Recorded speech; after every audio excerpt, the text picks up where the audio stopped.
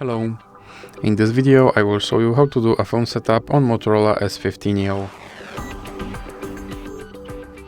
As you can see here, you can choose your language, or you can click start. And now you can set up using another device, or you can click skip. Now you can connect to Wi-Fi, or you can click skip again. Here you can insert your SIM, or you can click setup offline and then click continue. Now we have to scroll down and click accept and continue. Here you have to set date and time and then click next. Now you have to scroll down and click accept. Here you can set pin, or you can click skip and then click skip again.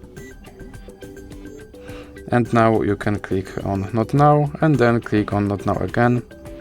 Here you can click on not now again and click on not now again. Now you can choose, you have to choose navigation style between buttons and gestures and then click on next. And here you have to choose your theme and then click next and then click finish.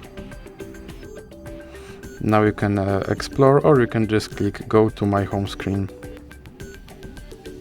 And that's it. Now my phone is set up, so that's it for this video. If you liked it, please remember to leave like and subscribe.